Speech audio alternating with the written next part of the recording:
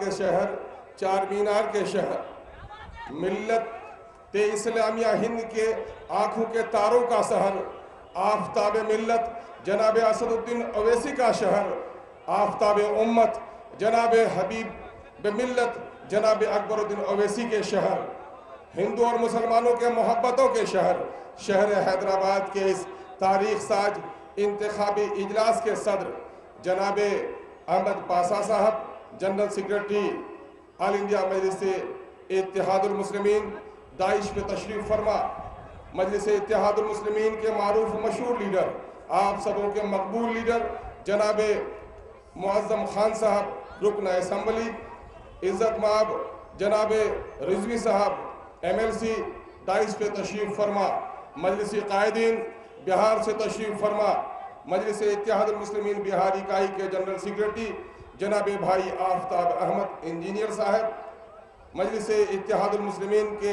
Joint secretary جناب بھائی غلام شاہد صاحب، سرگرم رکن جناب اشتیاق احمد صاحب، بھائی غلام سرور صاحب، یہاں پر موجود شہر حیدرآباد کے غیور نوجوانوں، دانشوروں، بزرگوں، صحافیوں اور مجلس اتحاد المسلمین کے پروانوں، اس وقت میں آپ کو یہاں بڑے ادب کے ساتھ، اخلاص کے ساتھ سلام کرنے کے لیے حاضر ہوا ہوں۔ گزشتہ کئی دنوں سے میں آپ کی بستی محلے میں دورے کر رہا ہوں۔ میں نے اب تک اتنے سیاسی جلسوں کو خطاب کیا ہے اور میں نے وہاں کے حاضرین کے چہروں پر، نوجوانوں کی آنکھوں میں، بوڑھوں کی پیشانیوں پہ جو اعتماد، جو خلوص اور جو رمق دیکھی ہے، یقیناً مجلس اتحاد المسلمین کے بہت ہی تاریخی فتوحات کا ایک ثبوت کے طور پر اسے پیش کیا جا سکتا ہے۔ میں اللہ رب العزت سے دعا گو ہوں اور مجھے اعتماد کل بھی ہے کہ انشاءاللہ العزیز مجلس اتحاد المسلمین اب کی بار پچھلی تاریخوں کو توڑتے ہوئے بھی نمایاں ترین کامیابی حاصل کر کے شہر ہمارا ہے، میئر ہمارا ہوگا، اس نعرے کو سچ ثابت کر دے گا۔ میرے بھائیوں، میں نے جب آپ کے مختلف حلقوں میں حاضری دی تو میں نے وہاں جا کر پکار کر یہ باتیں کہی ہیں کہ میرے بھائیوں، بزرگوں، اس وقت جو آپ کے جلسے ہو رہے ہیں، آپ کے کارپوریٹرز کے جو امیدوار ہیں، ان امیدواروں کی بہتری، ان کے خدمات، ان کی صلاحیتوں کا تذکرہ ہوتا ہے، لیکن میں وہ ان کے تذکرے سے قاصر ہوں، اس لیے کہ میں نے جو کچھ بھی ان کے بارے میں جانا ہے وہ میں نے سنا ہے۔ آپ کا امیدوار آپ کے محلے کا رہنے والا ہے، آپ نے سنا نہیں ہے، ان کو دیکھا ہے اور ان کو پرکھا ہے، اس لیے آپ کی شہادت معقول ہوگی، میری شہادت معقول نہیں ہو سکتی۔ میں جو ہمالیہ کے آغوش سے، بہار کے اس کونے سے جہاں نیپال اور بنگلہ دیش کی سرحدیں ملتی ہیں، اس کونے سے دوڑا صرف آپ کے سامنے میں ایک فریاد لے کر آیا ہوں۔ وہ فریاد کیا لے کر آیا ہوں کہ بلدیہ کا الیکشن، عمومی اعتبار سے گلیوں کی تعمیر کا الیکشن، گلیوں کے روشنی کے نظم کا الیکشن، پانی کے انتظام کا الیکشن، بنیادی تعلیم کا الیکشن، بچوں کے صحت اور گندگی کی صفائی کا الیکشن سے عبارت ہوتی ہے۔ لیکن میرے بھائیوں، اس تاریخی شہر کے اس بہت ہی تاریخ ساز مجلس کے اس انتخاب کا جو عمل اس وقت ہے وہ ممکن ہے اس شہر کے لوگوں کے لیے بلدیہ کا الیکشن ہو، لیکن ہندوستان کے کروڑ مظلوم مسلمانوں کے آنکھوں کے سامنے میں، کروڑ دلیتوں کے سامنے میں، محروموں کے سامنے میں یہ الیکشن آپ کے بلدیہ کا الیکشن نہیں ہے، بلکہ ہندوستان میں سیاست میں صداقت اور حقائق، بے باکی اور بے خوفی کے شیر کو قوت بخشنے کا الیکشن ہے۔ اس لیے پورا ہندوستان بڑی امید بھری نظروں سے دیکھا جاتا ہے۔ میں نے کہا تھا پچھلے جلسے میں، نوجوانوں، غیور نوجوانوں، ہمتور نوجوانوں، آپ کو لڑنا ہے گجرات کی ان فاسد قوتوں سے جس نے ہماری ماؤں بہنوں کی عزت اور عصمت کو تار کیا ہے، ان ظالم پنجوں کو مڑوڑ دینا ہے جس نے بابری مسجد کے توڑنے کے اسباب پیدا کیے۔ اس لیے تالیاں ایسی بجاؤ کہ بابری مسجد کے توڑنے والے اور سازش کرنے والے کے رخسار سرخ ہو جائے۔ تمہاری تالیاں ایسی بجے کہ گجرات کے ان قاتلوں کے گال لال ہو جائے اور وہ ہمت سے وہ ان کے سر جھک جائے۔ تمہاری تالیاں نہیں ہوتی ہیں، تمہاری تالیوں میں تلوار کی گرج ہو اور تماچے کی قوت ہو کہ ظالموں کے چہرے کو لال کر دو۔ میرے بھائی اور بزرگوں، میں اس وقت جو آپ سے کہنے کے لیے آیا ہے کہ بدقسمتی سے اس وقت سیاست کی بیزتی اتنی گندی ہو گئی ہے کہ اس وقت امت مسلمہ کا وہ فرد بھی جو اس وقت سیاست میں قدم رکھتا ہے کہیں نہ کہیں سے مصلحت کی چادر اوڑھ لیتا ہے، کہیں نہ کہیں منفعت کے کمبل اوڑھ لیتا ہے، کہیں نہ کہیں خوف کے پیرہن کی بنیاد پر وہ حق بات نہیں کہہ سکتا۔ اس سے بڑی بدقسمتی کیا ہوگی؟ اے جیانو، میں آپ کو مبارکباد دینا چاہتا ہوں، یقیناً آپ کا دل غمگین ہے، میری ماں کی آنکھیں بھی نم ہیں جب اپنے مسجد کے میناروں کے ٹوٹنے کی خبر ان تک پہنچتی ہے، جب شہناز کی آہ پہنچتی ہے گجرات سے، تو یقیناً ہے کہ ہر دردمند انسان رونے پر مجبور ہو جاتا ہے۔ میرے نوجوان بھائیوں، کیا آپ کی غیرت نہیں للکارتی؟ اگر مندر کا کلش بھی ٹوٹ جائے تو اس کی حفاظت کرنا ہماری ایمانی ذمہ داری ہے، اور مسجد کا ستون بھی ٹوٹ جائے تو اس کے خاطر گردن کٹا دینا ہمارا ایمانی فریضہ ہے۔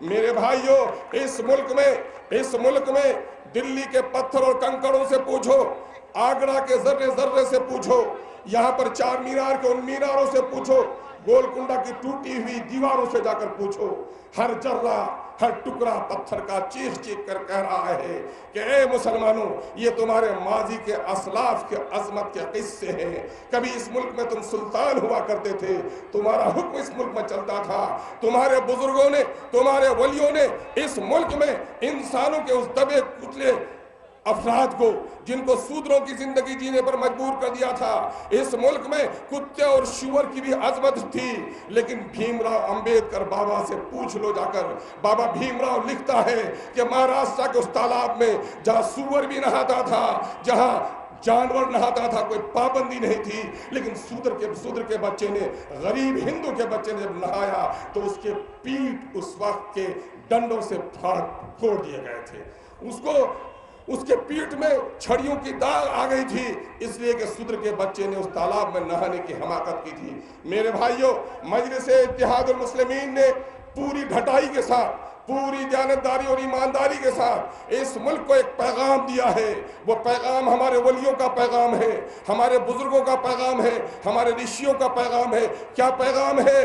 کہ یہ ہندوستان سارے ہندوستانیوں کی ہے، کسی کے باپ کی جاگیر نہیں ہے۔ اس ملک میں جو پیدا ہوا ہے، ہندو اور مسلمان، کسی کے رحم و کرم پر نہیں رہتا ہے، یا کروڑہا جو مسلمان رہتا ہے، ممکن ہے ان کے آباء و اجداد نے اپنے بچار بدلے ہوں گے، اپنی دھرتی نہیں بدلی ہے، اس لیے ہندوستان کسی اور کا جتنا ہے اس سے کم مسلمانوں کا نہیں ہے، بلکہ یہ تاریخ کی عظمت کے مینارے پکار کر کہہ رہے ہیں کہ ٹکڑے ٹکڑے میں بٹے ہوئے بھارت کو اگر کسی نے مہان بھارت بنایا، ہندوستان کو عظیم ہندوستانی سلطنت اگر کسی نے بنایا ہے تو وہ مسلمانوں کی روشن تاریخ رہی ہے، جس کا رشتہ ہمارے اسلاف سے جڑا ہوا ہے۔ یہ ہمارے ماضی کی عظمتیں اور موجودہ وقت کی بدحالیاں آپ کی آنکھوں کے سامنے میں ہے کہ اس وقت پوری ملت اسلامیہ ہندوستان میں سب سے رذیل امت بن کر رہ گئی ہے، سب سے غریب امت بن کر رہ گئی ہے، مفلوق الحال بن کر رہ گئی ہے، محروم بن کر رہ گئی ہے، مظلوموں کے پچھلے سب پہ کھڑی ہونے والی امت بن کر رہ گئی ہے۔ میرے بھائیوں،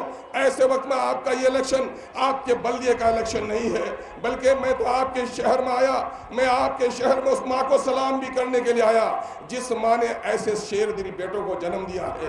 ہم نے تاریخ کے اوراق میں پڑھا تھا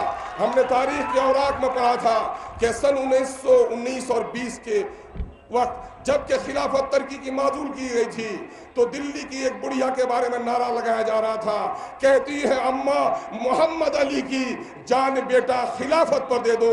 مولانا شوکت علی اور مولانا محمد علی جوہر کی تاریخ کو اگر کسی نے زندہ کیا ہے تو آپ کے شہر حیدرآباد کے جناب اسد الدین اویسی اور اکبر الدین اویسی نے اسے زندہ کیا ہے۔ آج اس کی پوری زندگی ملت کے لیے عبادت بن گئی ہے۔ میرے بھائیوں، قیادت دنیا میں کیا چیز ہوتی ہے؟ ان لوگوں سے پوچھو جن کی قیادت چھن گئی ہے۔ قیادت کیا ہوتی ہے؟ بہار کے مظلوموں سے پوچھو۔ قیادت کیا ہوتی ہے؟ گجرات کے مظلوموں سے پوچھو۔ قیادت کیا ہوتی ہے؟ آسام کے جیل میں بند قیدیوں سے پوچھو۔ قیادت کیا ہوتی ہے؟ بنگال کے مسلمانوں سے پوچھو۔ آبادی 25% ہے، اسمبلی میں کوئی حصہ نہیں ہے۔ آسام میں 30% آبادی ہے، ابھی جا کر بدرالدین اجمل صاحب نے تھوڑی انگڑائی لی ہے۔ بہار میں 17% ہماری آبادی ہے، لیکن اسمبلی میں ہماری کوئی قدر و منزلت نہیں ہے۔ بلا شبہ مسلمانوں، تاریخ کی نظروں سے دیکھو، دیکھو جا کر دلی کی عظمت کو، لال قلعہ کی فصیلوں کو دیکھو، وہ شاندار شاہی جامع مسجد کے تقدس کو دیکھو. لیکن یہ اردو، بابا اردو عبدالحق کی بستی میں جتنی توانائی کے ساتھ زندہ ہے.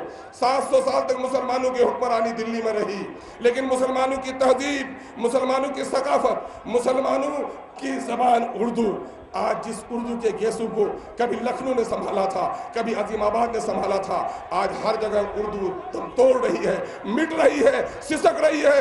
اگر اس شہر حیدرآباد میں آپ کی تہذیب زندہ ہے، آپ کی زبان زندہ ہے، آپ کی ثقافت زندہ ہے، تو یہ چار مینار کے میناروں کی وجہ سے نہیں، یہ مجلس اتحاد المسلمین کی قیادت کی وجہ سے زندہ ہے. اس لیے میرے بھائیوں، اس قیادت کو زندہ رکھنا.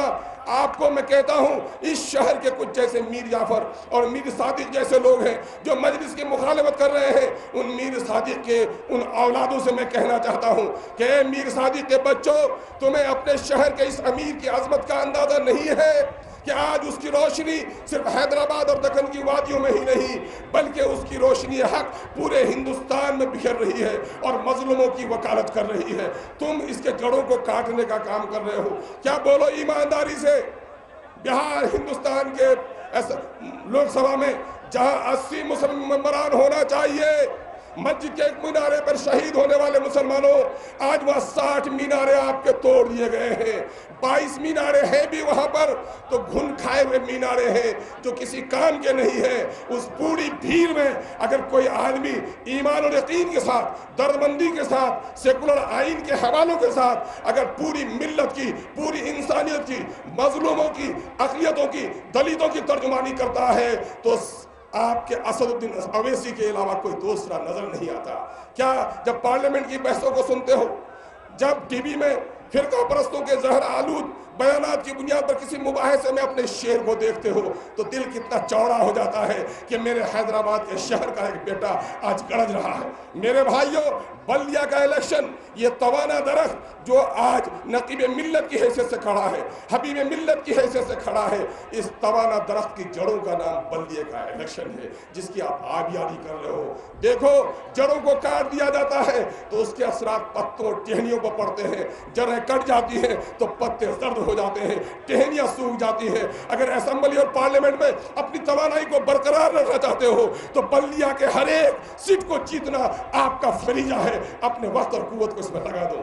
لوگوں، ووٹ تاش کے پتوں کا کھیل نہیں ہے، نہ انگلیوں کے اشاروں کے کھیل کا نام ہے.